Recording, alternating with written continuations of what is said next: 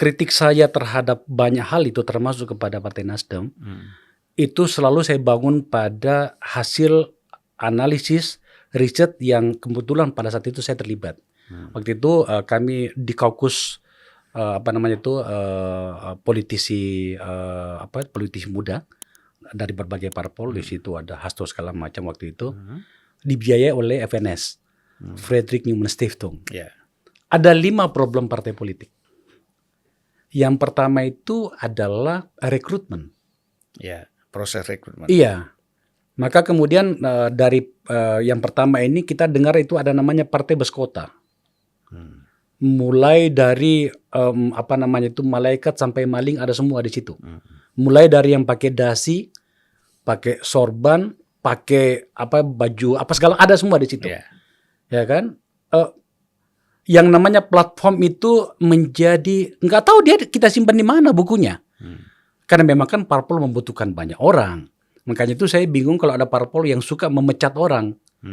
Percaya diri banget gitu kan. Setengah mati mendapatkan satu orang.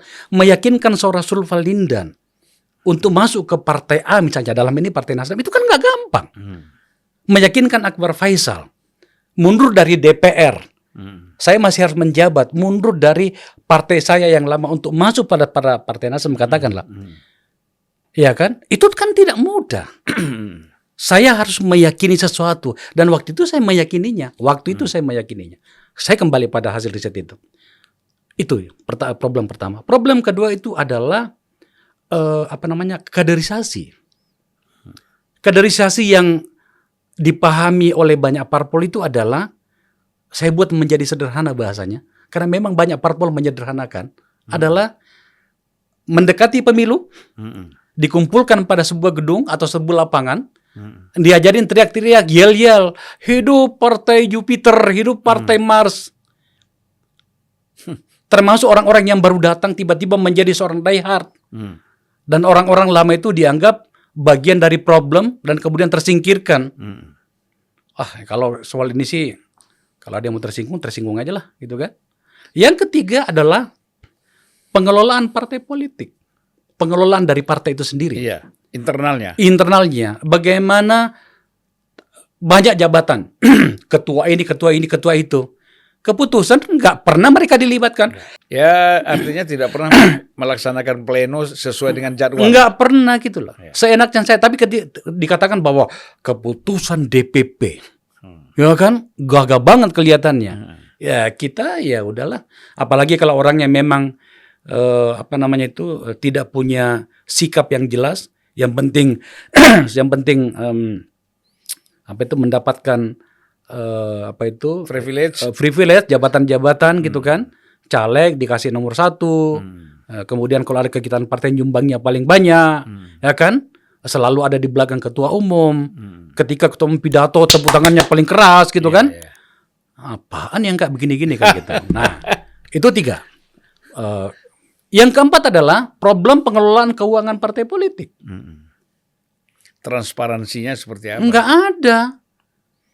Yang namanya bendahara diperlakukan seperti kasir, bukan seperti direktur keuangan. Seharusnya kan begini, kalau abang bertanya soal poin ini. Abang ketua umum. Saya bendahara, ada perintah, ada memo. Akbar, keluarkan uang 5 juta. Seharusnya kan saya bertanya, ini untuk apa, mekanismenya seperti apa, saya akan menerima laporannya bagaimana nantinya. Tapi tidak, saya harus mengeluarkannya.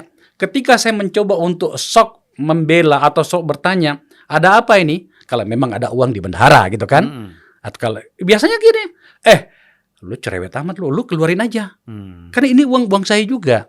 Itu terjadi karena dimulai dari awal dia menjadi ketua umum, dia memperlakukan kita semua itu sebagai karyawannya. Itu problemnya.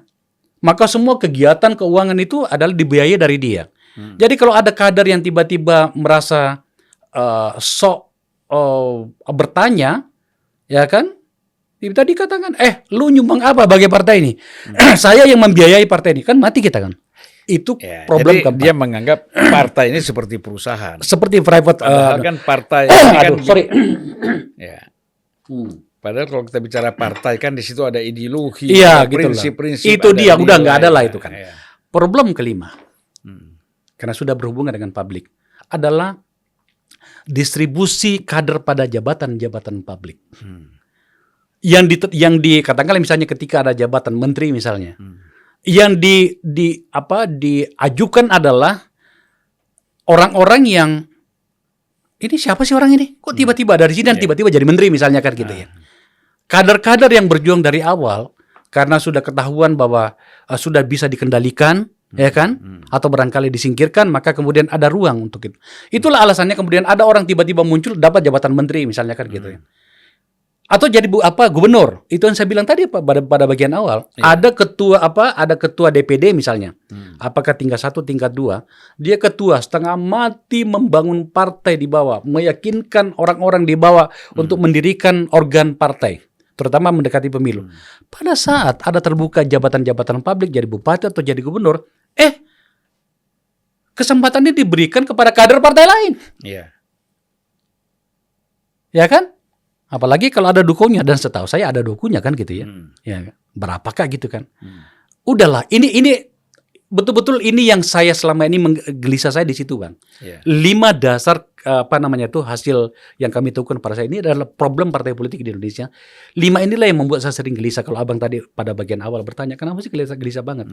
Karena ini tadi, selama ini tidak mampu kita atasi, maka Bang, diskusi kita tentang partai politik akan begini terus. Dengan siapapun tamunya Abang nantinya, yang mungkin sedikit ada waktu untuk membaca berbagai literatur menyangkut dengan pengelolaan partai politik.